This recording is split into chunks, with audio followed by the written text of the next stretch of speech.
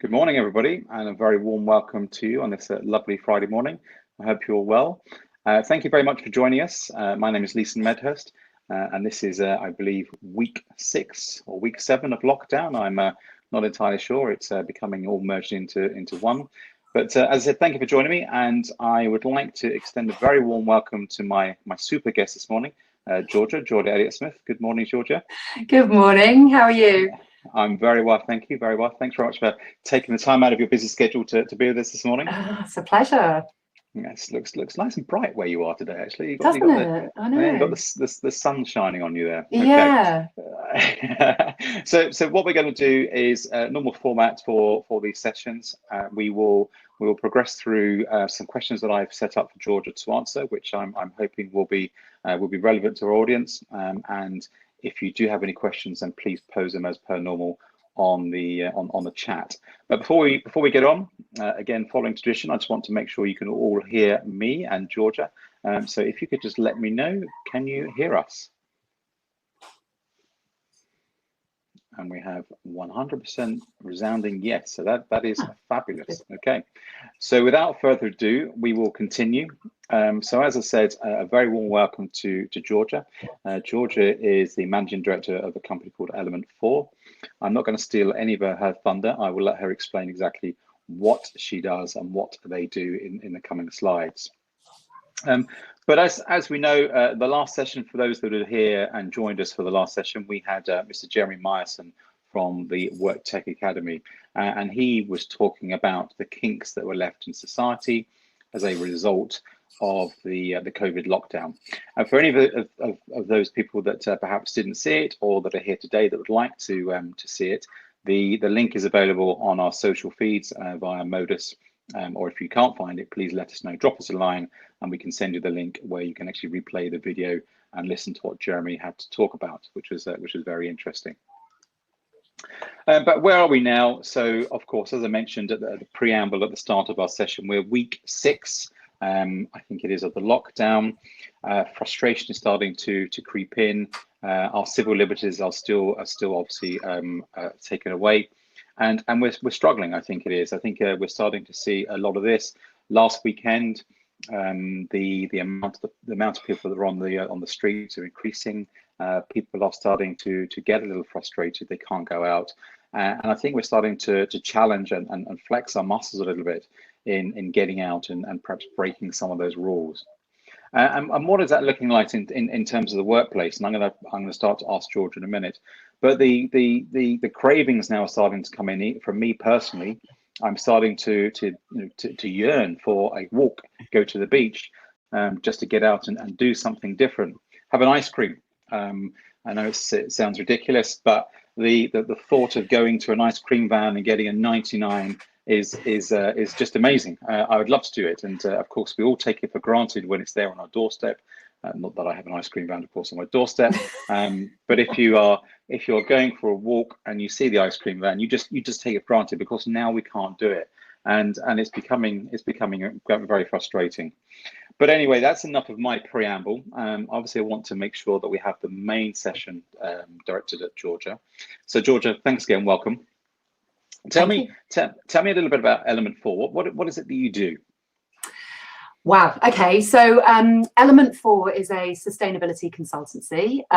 We work in environmental and social sustainability. And our strapline, as you can see there, is disruptive sustainability. So I've been working in environmental management and sustainability for almost 25 years now. Sounds like a long time. And it has, my perspective is that the sustainability industry that has popped up has now become incredibly technical. A lot of people feel like they can't have conversations about sustainability, even if they might care about it very much. And I think it's also been, it's become something that's quite impenetrable, something that's quite difficult for normal people to identify with. And so what I mean by disruptive sustainability is really making sustainability everybody's job, getting people on board, getting them passionate about the issues, and finding everybody's stories and reasons for wanting to really take responsibility for environmental and social issues, and helping companies as well to feel like they're doing a great job in the world, like they're making a really positive contribution, whilst also being profitable businesses, but really understanding environmental and social agendas and doing everything they can to be more of a positive force for good in the world. Fantastic. And whereabouts are you? You're based in London, isn't it? Or in London, yeah. Mm-hmm. So in our office is in Enfield in North London. Ah, fantastic. Yeah. Okay, brilliant. So I'm going to ask you a series of questions, if that's okay. The first one, which I was really interested about, is a podcast, I believe, that you're now doing. Tell me about it, and where can we find it? Okay. So if you connect with me on LinkedIn, then it's pinned onto my profile there. It's called Environmental, and I like that. Yeah. Thank you. Play on words. I started the podcast, so it's very early days, very early days. We've at the moment only got 2 episodes out. I've got about 5 episodes worth of content that I'm currently putting together to release as we go along. I love it. So my sister is a writer and a comedian, and also a complete environmental, agnostic. She just knows absolutely nothing about environmental issues, and I find it quite funny talking to her about environmental issues, because, like I say, we talked about fracking, and she said when she hears the word fracking, she kind of giggles a little bit because it sounds like a rude word, but she knows that it's bad, and she goes, "Oh yes, fracking," but doesn't know anything about it. And I think that's the position that so many people are in, that they, and where I started with this is going, it's become incredibly technical, and people feel like they can't talk about issues around, biodiversity and climate change because they don't have the language. And they feel like if they can't recite statistics, and read all of these highfalutin scientific studies, then they're not competent to have conversations about it. And I want to change that. I want to start having really human conversations with people about big issues that affect all of us and our quality of life, and things that are important to us as a civilization, but also important to us as individuals, like air pollution, and like, good nutritious food, and things like, well, God, we could go on and on. I won't talk too much about it. We have got other questions, but so the Environmental podcast is trying to what we do is my sister and I have a chat. We talk about something, that's bothering her, something environmental issues or something that's coming up in the news. And then I go off and find somebody really, really clever to talk to about it, who can kind of demystify the issue and tell us what we really need to know about that issue. And then hopefully get people having conversations. Oh, fantastic. Excellent. Okay. So head to your LinkedIn page. They can find your podcast. And they can listen to it. Okay. It's also on Spotify, Apple Podcasts. It's on all of those. So yeah. Excellent. Okay. So I've asked this question of all of my guests so far, but and I'll just ask you again, then we can get into the real nitty gritty of your expertise. But obviously, we've all had to change. We've been forced into this huge social experiment. How have you got on with working from the sudden change, working from home? Are you enjoying it? What has worked well for you? But are you fatigued? Are you struggling with it at the moment? Yeah, I am. We're on this roller coaster. There's a word for it, isn't there? I was just trying to think, like COVID coaster or something, Corona coaster.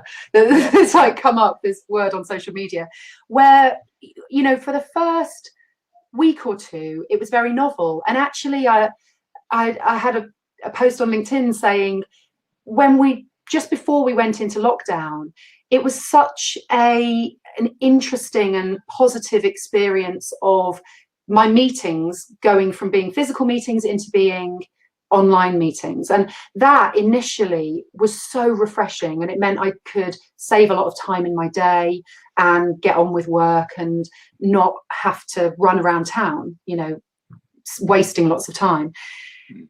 I loved it. But very quickly, I have found that actually now I seem to be in back-to-back conference calls all day long.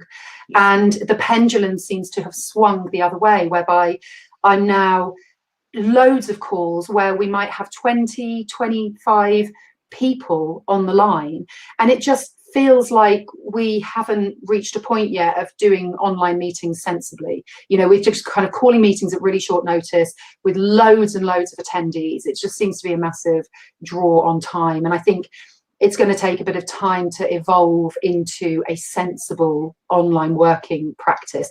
But I do welcome the fact that people who previously were not into online meetings at all are now being forced to learn it and being forced to get comfortable with the technology. And I've definitely seen that, you know, screen sharing, all that user error stuff that previously created lots of problems with online meetings is now kind of being ironed out.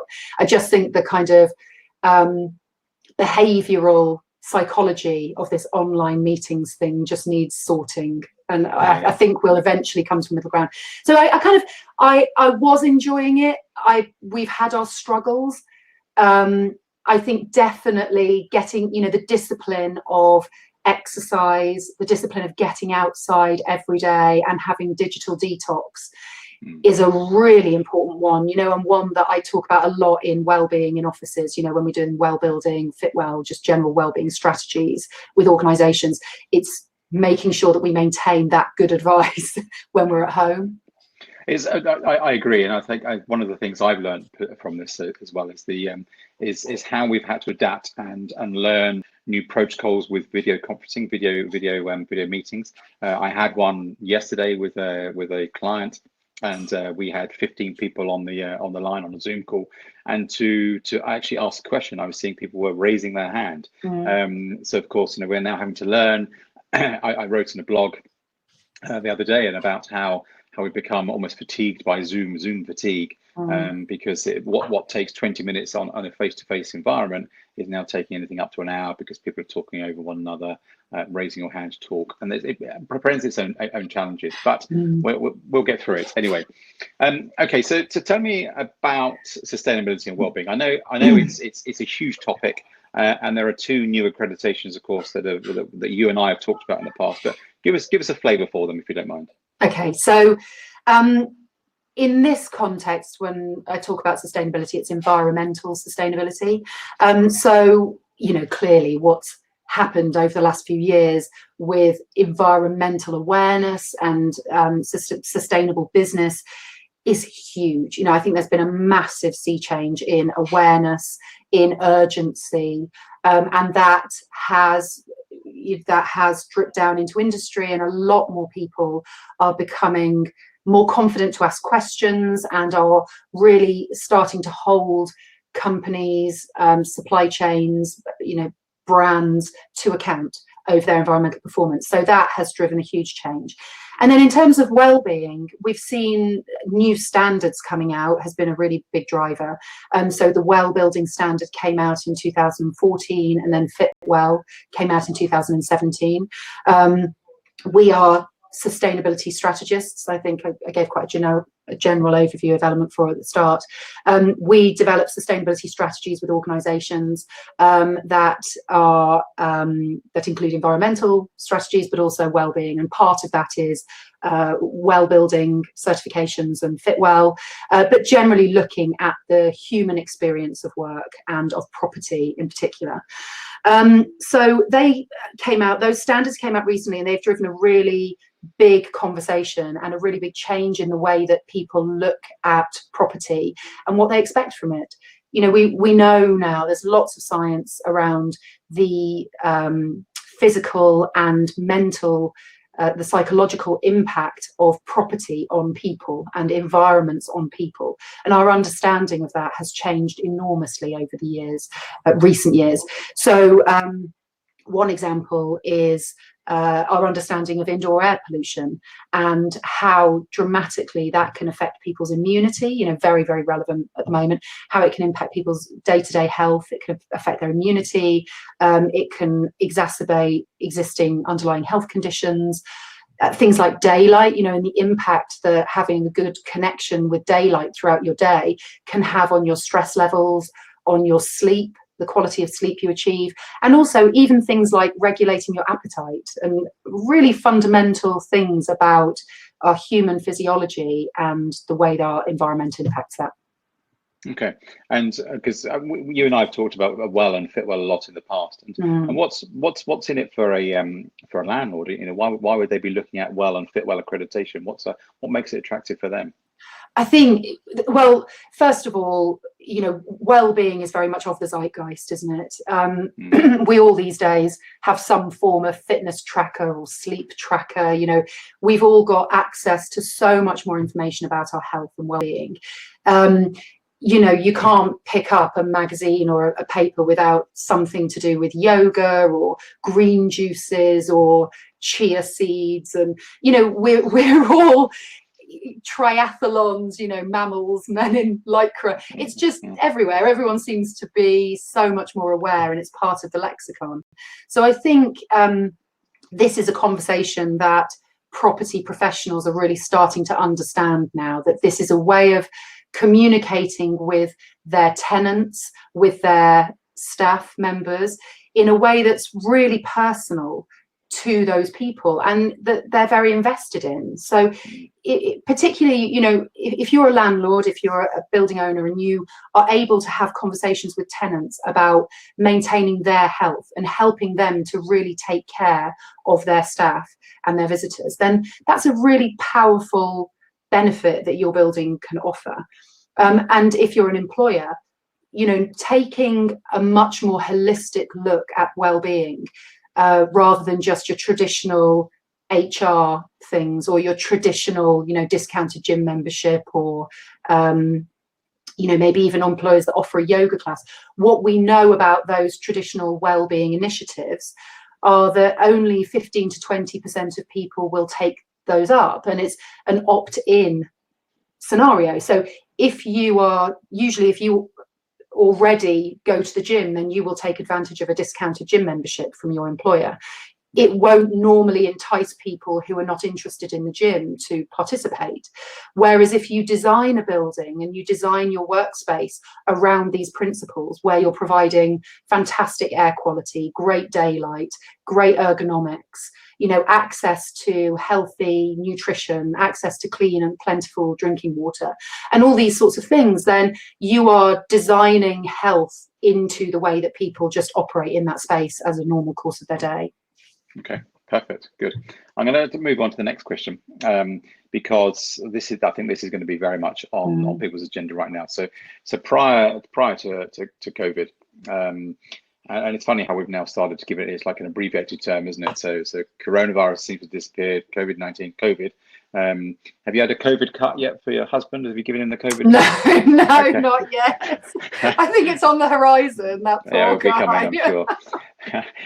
But anyway, sustainability and well-being obviously were huge prior to COVID. But how important is it now? I mean, it's the relevant of the topic. I was talking to somebody last week about the fear of coming back to work. People are now fearing the reality of having to go back to major conurbations and major cities, because you're going to be interacting with people. How does one implement social distancing, etc., etc.? But you know, there's a big topic, but give us your thoughts on that. Huge, and I think really multifaceted. You know, on the one hand, you've got people who are really afraid of going back to normal life. I think on the other hand, you've got a huge part of the working population that just can't wait to get back to the office, you know, and I have just thoroughly fed up of lockdown and just want to get out, be around their colleagues, be around normal life again. So juggling those two things is really tricky for employers. And I think, you know, I've seen quite a lot of talk about how we can prepare the workplace for post-COVID working. A lot of it seems to focus on social distancing, though, and also things like sterilizing the environment, you know, and I'll kind of come on to that later because I think that holds its own problems. But I think employers can be really helpful in the messages that they give to their staff, because there's going to be a real spike in mental health issues on returning to work, and I think that's something that employers have to be very mindful of. And you know, there are lots of things we can do. Phased returns to work, so, you know, splitting teams into almost shifts. So that's a really great thing that some of my clients have been doing, who have had to continue working through the coronavirus, who've had to have people in the office because of the nature of what they do. And they've been splitting teams into different shifts so that you're not bringing the whole workforce together at the same time. And also really supporting people who want to remain working from home for a significant part of their job. And I think what coronavirus has really shown us, the lockdown has shown us, is that businesses who are a lot more traditional in what they allow in terms of flexible, agile working are hopefully now waking up to the fact that a lot of roles can be performed in a more remote way, and we don't have to have 20 people crammed into a boardroom in order to have a meeting. And I think so, not going back to the old normal, but thinking carefully about what are we requiring people to come to the office for? Is it really necessary? And as well, management understanding their individual staff that they look after as well, because for many of us, working from home is not a pleasant experience. You know, I mean, I'm really lucky that I have an office set up here, you know, and I can shut the door and I've got all the equipment I need and it's a comfortable, safe environment for me. But there are many, many people who, although their job might allow them to work remotely, that's not a choice that they want to make. And so understanding that and enabling alternatives, so that might be enabling them to work from a different remote location, or enabling them to work in a flexible way that lets them work at different hours, you know. Yeah, I think some of the questions we perhaps need to ask is, you know, it's interesting that when we started COVID and we came on this journey, there was lots of self-help guides about working from home, and of course they've been quickly replaced now with getting ready for the return to the office. There's a plethora of information that was available to us through social media feeds, LinkedIn, you know, what we should be thinking about returning to the office. But should we be asking questions of, you know, not how to return, but why are we returning? Because I know that puts a slightly different slant on it, and it's giving, as you say, picking up on your point there, it's the freedom, the flexibility, mental health and well-being. Choice is probably an important part to play here. Choice, and I think knowing your staff, you know, there's absolutely no substitute for knowing your staff as individuals and understanding what they need in order to be productive. Yeah, exactly. So the next question for you, it's now, I suppose, that fear of returning to the office. People are, of course, going to be going to spaces, and of course, as managers, as owners of enterprises, of organizations, of course, we can implement social distancing within the office. But what happens at the tube level, at the train level, getting into the building? Are we going to start to see huge queues getting into these big buildings like we are seeing at supermarkets at the moment? You know, what duty of care will building owners, landlords, and alike, is there responsibility for them to put in place to create and foster healthier environments? Well, there's, you know, at some point we are going to go back to that, to travel. I think there's going to be a period of time where people are going to be afraid of social contact, and the social distancing will be maintained for a while, but I think that there will be a gradual sort of slackening of that. You know, I don't have a crystal ball. I imagine that what will happen is that social distance will slacken, then it will be enforced again, and then it will slacken and it will be enforced, and we will probably, I don't think there will be a day when we are released and it all floods back to normal. I think there's going to be increments of change. And so, you know, I don't know. I think there's no solid answer to this question. I think depending on the population and the demographic that you're working with will depend on your response. And I think that employers need to be understanding of the stress that puts on their staff as well, of not knowing. So whatever organizations decide to do about that, I think the most important thing is to be really, really clear in your communications with people about why you're doing it, about exactly what you expect from people, because the stress comes, I think, when people don't really know.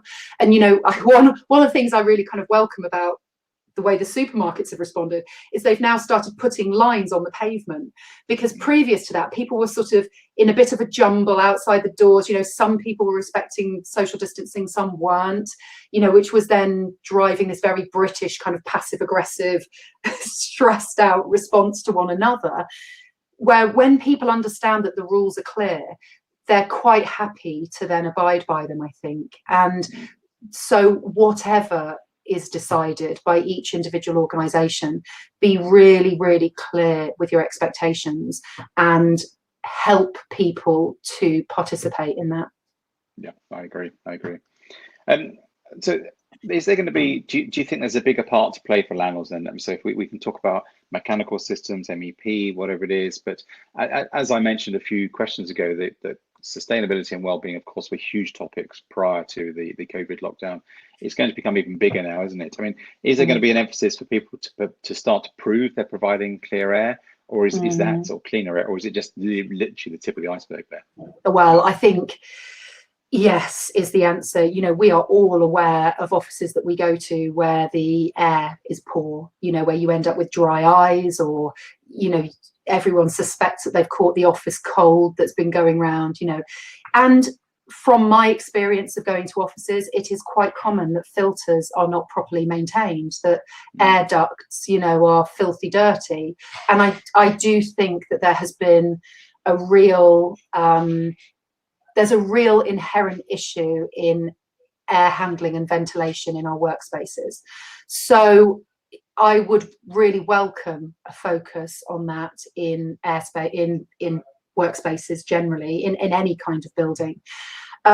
Making sure that filters are appropriate, that they are clean, that they're well maintained, making sure that, mold condensation checks are all carried out correctly.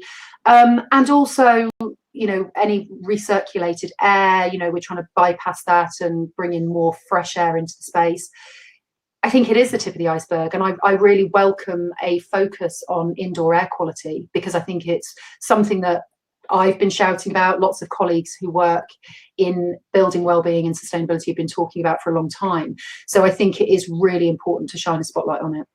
Yeah, and of course, let's not forget, if companies are looking to go for WELL and Fitwel accreditation, clean air into the office is one of the fundamental and crucial parts of that accreditation. Absolutely.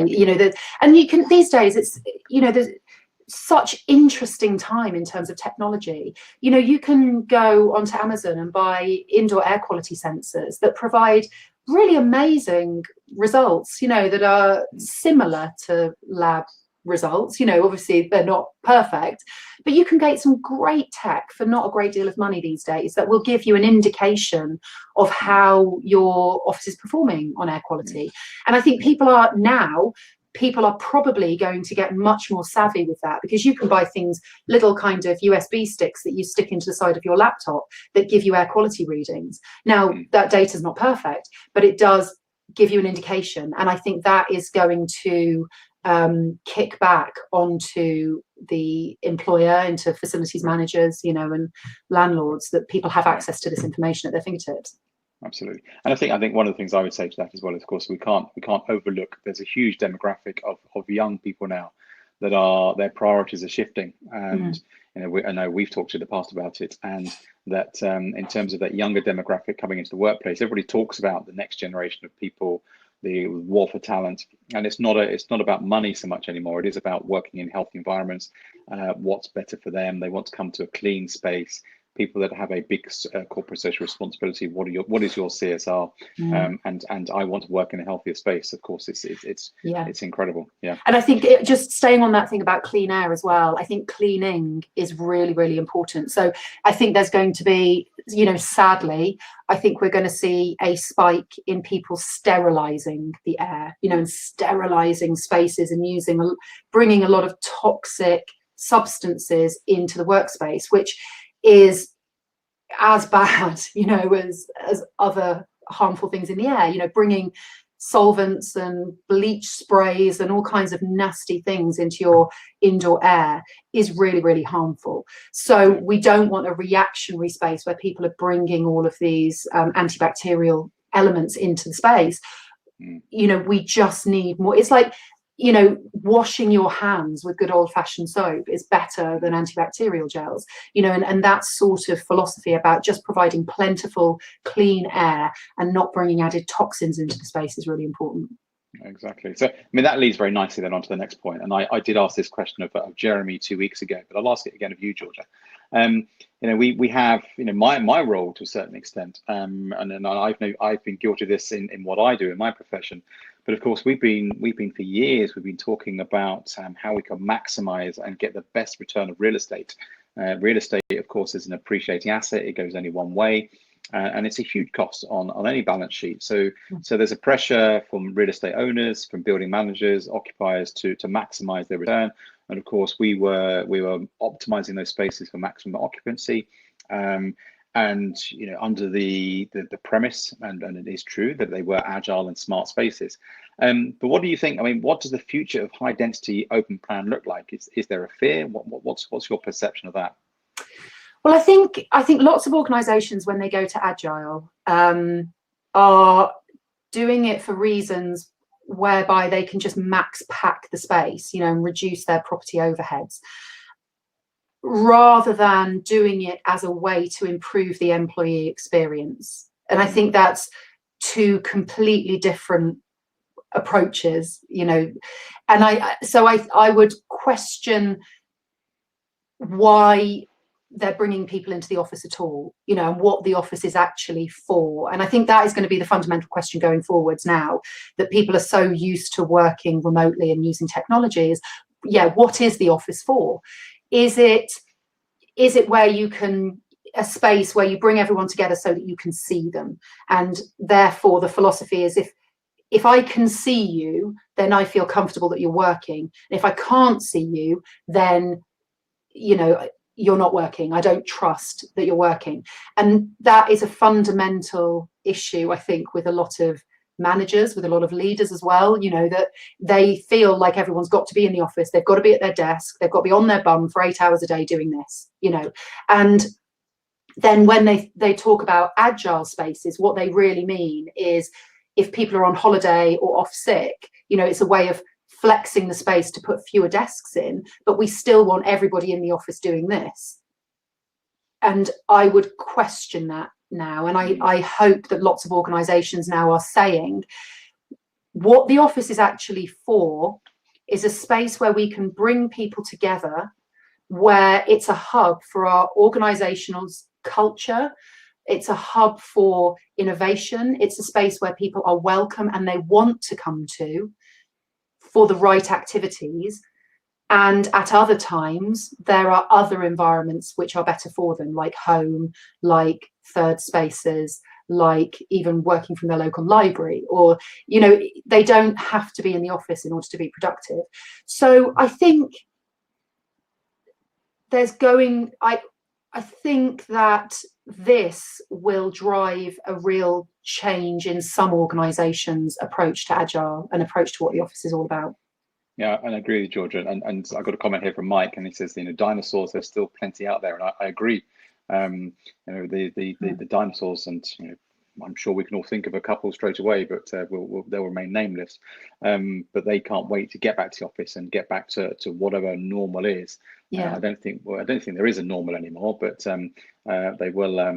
They can't wait to go back to the old presenteeism, the old guard of presenteeism. You know, there's the shirking from home needs to. You know, we've proven that this works. Well, I think, I mean, just going back to that, the shirking thing is that I do also think that if you are working for an organisation and you're not trusted, I think that in itself breeds a certain kind of childlike rebellion against work. So it's a strange psychology whereby if you trust people, you tend to find out who's trustworthy and who is not, you know. And I think keeping hold of people really tightly and having to watch them to make sure they're working is not a sustainable practice for an organization who wants loyal, productive people. So yeah, absolutely. I mean, we can go off piste here. But yes. And another question for you, Georgia. Adam has asked a question, but I'm gonna leave that on if you don't mind, Adam, because we do have a question similar to that towards the end of the deck. So we will come back to that. But sharing, are people going to share when they come back to the space? Oh, listen, sharing's caring. Come on. Well, don't tell my kids. Are they going to share? I think, like I said before, I just think there's going to be an initial reticence. I mean, God, can you imagine hugging somebody again who's not in your immediate household? I mean, the idea of me going and seeing a friend and giving them a hug, you know, like I would have easily done before this, feels like quite a strange thing to do now. So I think there's going to be, and then think about your co-workers, you know, are you going to be happy shaking hands, and are you going to be happy sitting right next to people who are coughing and sneezing as people do? It's just, I think there is going to be an initial reticence to want to be close to people, but I think that will subside, and I think fairly quickly we'll go back to normal. I think it's become socially unacceptable to sneeze, cough in public. So, thank God for that. Hey, like people are actually taking tissues out with them. Absolutely, yeah. And this is, I think it's very closely related, and we've probably answered it, to be fair, Georgia. But you know, we in today's designs, without sort of labeling them as boring, but every space has got your typical collaboration space, your high table in the breakout point, the tea point, coffee point. And these spaces perhaps become redundant. And I asked this again of Jeremy 2 weeks ago, but just replay it to you. It's all about sharing. You know, how are we going to have those close proximity conversations, those collaborations in the office post-COVID? Well, you know, I as I said, this will pass. When we do come back together, there will be a period of social distancing. There'll be a period of reticence, of nervousness about sharing. There will, but I don't think that is going to last. You know, we're human creatures, and we thrive on contact, and we're social animals. We have to, for our health, you know, for our survival, we have to communicate closely, you know, be intimate, have friendships, have contact with people at work.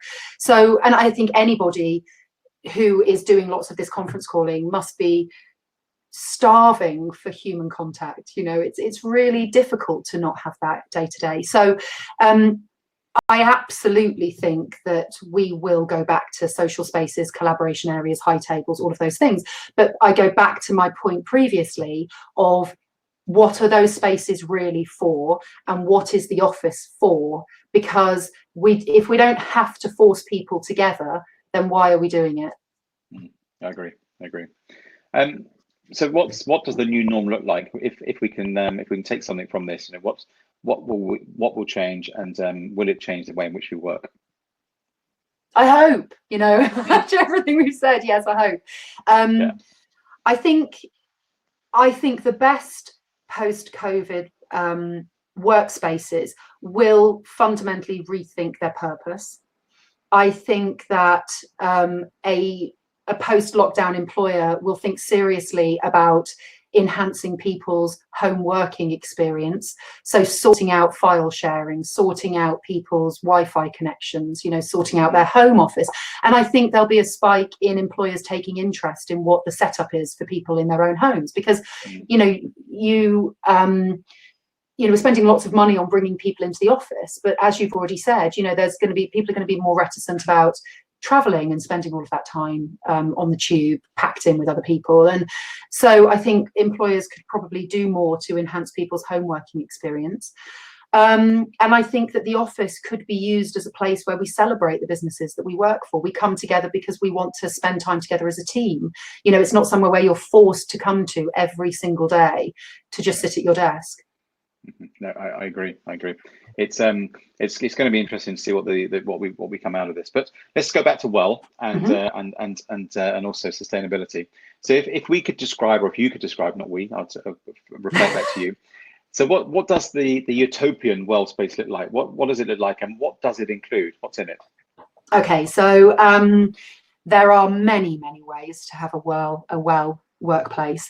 One thing to say about particularly these standards is that they look, about half of it looks at the physical environment that we provide, but the other half of the standards look at the operations within that space, management, support for staff, things like, leave in lieu, family and bereavement time and caring time off from work, those sorts of things. So if we think about the physical workspace and what that looks like under Well, is that we have great provision of fresh air and ventilation. We have some element of user control as well, because we know that people tend to feel more comfortable and more secure in spaces where they have some element of control.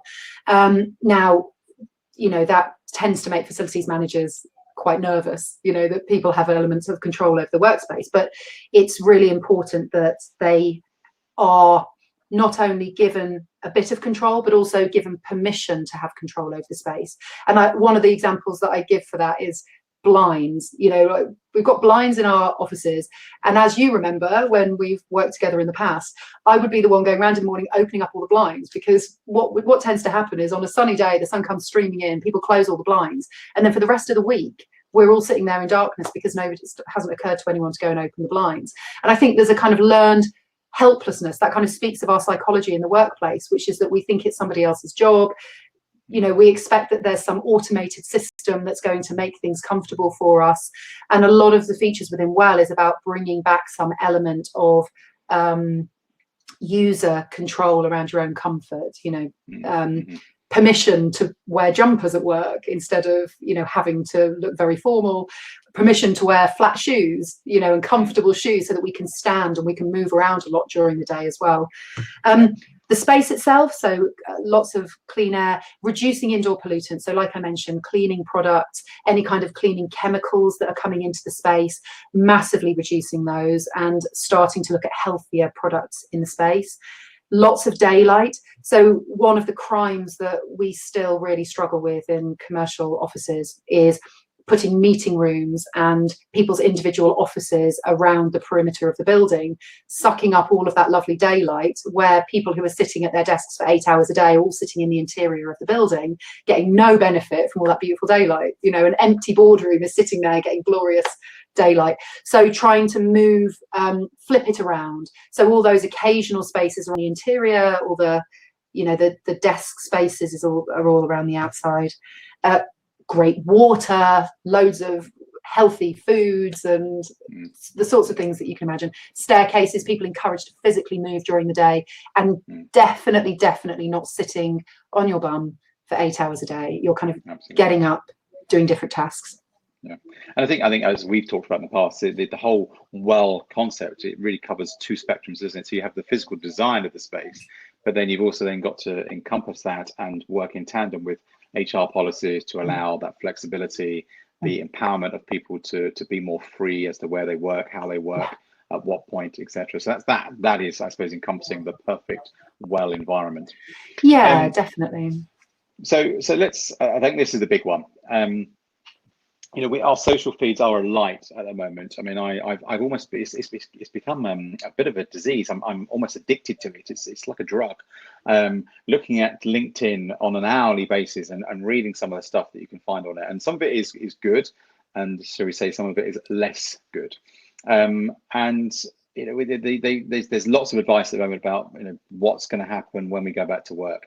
What is the craziest thing you've heard, and what myths can we dispel? And our viewers, they hear it here first. What can we get rid of straight away? I think probably the single craziest thing I've heard is probably ingesting disinfectant. Well, we all know where that came from, don't we? Yeah. Don't drink disinfectant. Don't inject it. Like, you shouldn't have to say that, should you? But yeah, I think there seems to be a real proliferation at the moment of these antibacterial solutions. So I'm hearing everywhere, people flushing through buildings with antibacterial agents, and people starting to almost panic buy surfaces that have got inherent antibacterial properties. You know, that really bothers me, because it comes from the school. It comes from almost that, you know, kills 99.99% of bacteria. Bacteria is not a bad thing.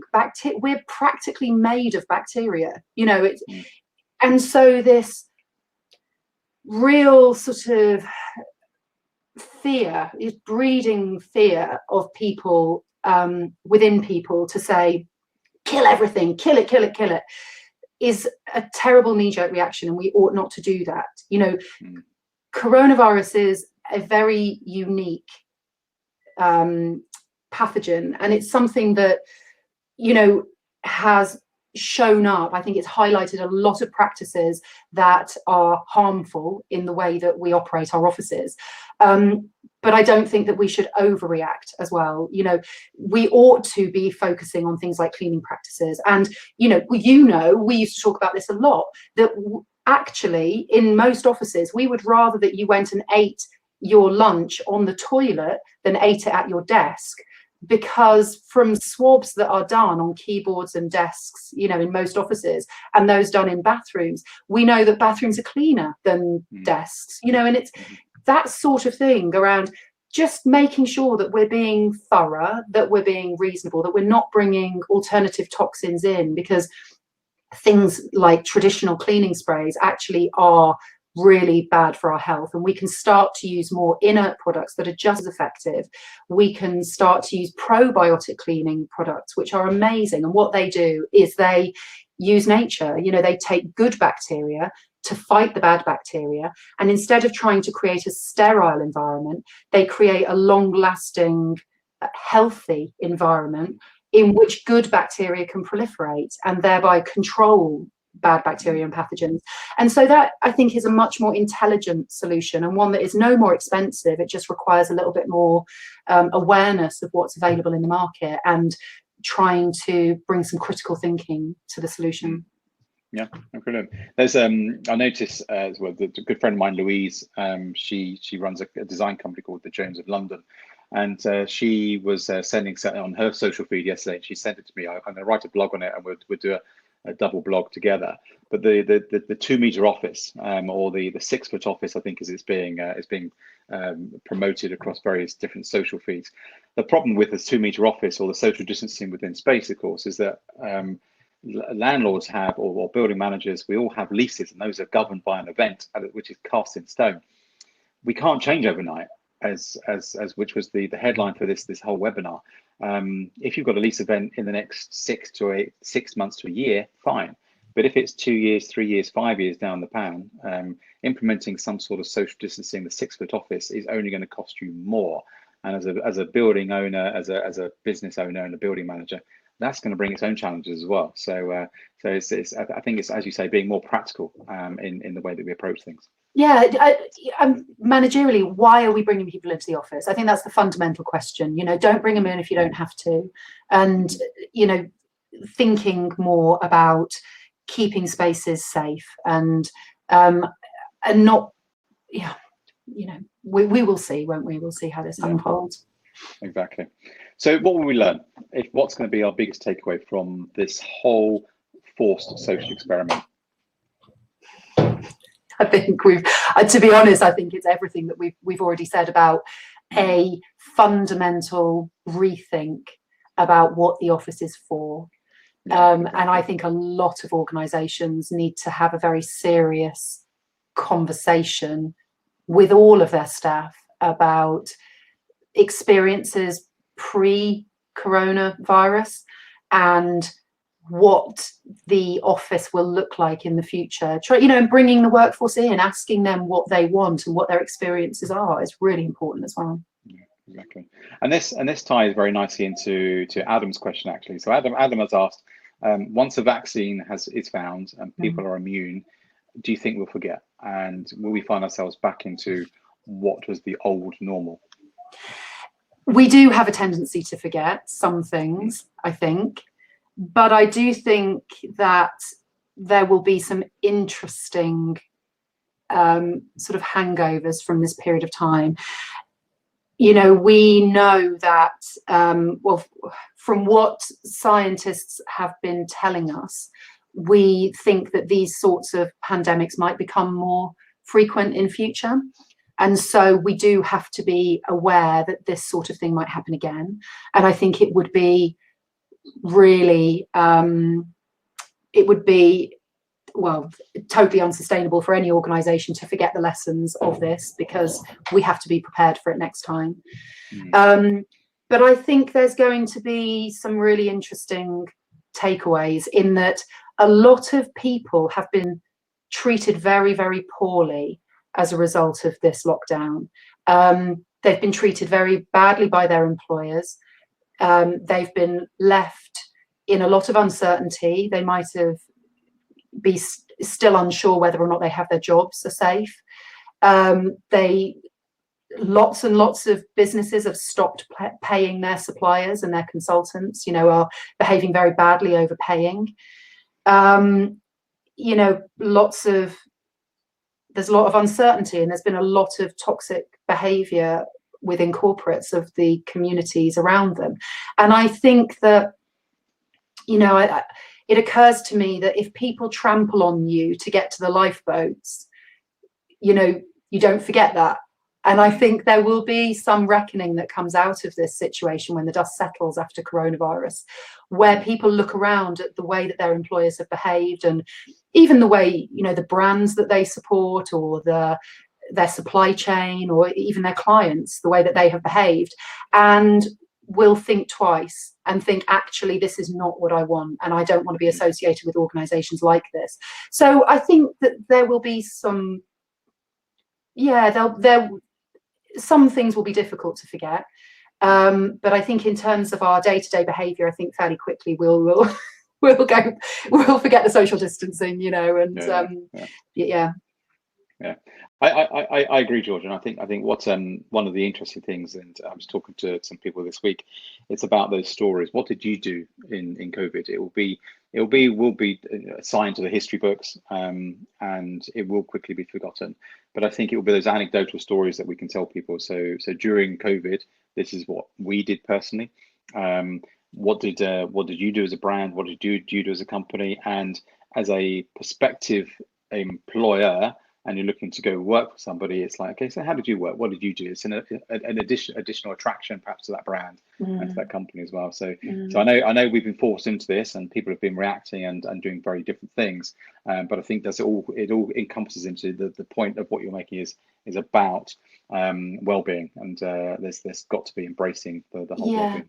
I think that as well, you know, under pressure, and this is true in any situation, you know, we were talking before about kids, weren't we, and the stress of kids and lockdown, but I think under pressure really is where true colors start to show. And you know, and I think the whole coronavirus lockdown situation has shone a light onto a lot of things that we were already dissatisfied with, but it has exacerbated all of that and brought it to the surface. And I think that there is and that's kind of what I mean about there being a reckoning, in that a lot of those things can no longer be swept under the carpet. You know, where an organization puts money ahead of people, that has just blown up in our faces, you know, and we have seen that isn't, for a lot of people, that's simply not the sort of organization that they want to be associated with. Yeah, exactly. Okay, so we've got a couple of questions here for you, Georgia. So we're quickly running out of time, unfortunately. It's been a fantastic session, but we've got one here from Veronica. And she says, how do we help younger people living in smaller spaces where it's been very difficult to work from home? How can we develop a more sharing environment? Yeah, that's really interesting. And I have to say, on that note of younger people, I mean, crikey, psychologically, you know, there are young people coming into the workforce now who've only ever known crisis, you know, financial crisis, climate crisis, and now coronavirus crisis. I think that's really interesting kind of to dwell on that.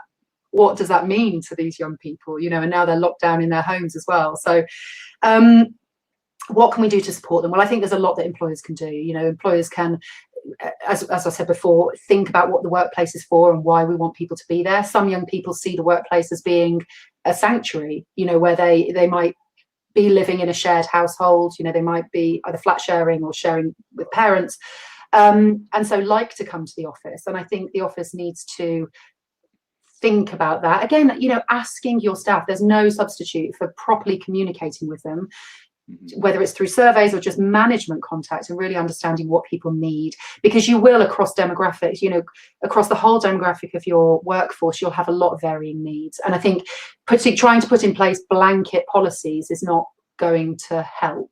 There, you know, if you understand that if you're a tech-based business and a huge proportion of your staff are young and in that situation, then you will have a very different solution potentially from a consultancy with very established older people who may have young children or parents that they're caring for who might want to work from home and be more flexible with their working. So understanding your own demographic. If young people do want to come to the office, then providing the right environment for them that's healthy, that encourages social interaction, but also supports focus and spaces where people can concentrate in a way that's good, you know, got great acoustics and good lighting and those sorts of things. You know, the blanket open plan solution has come in for a lot of criticism, and I think rightfully so, because it's a solution that makes is a very efficient use of space to shove as many desks in as possible, but is not the right environment to encourage, you know, healthy, productive, happy people.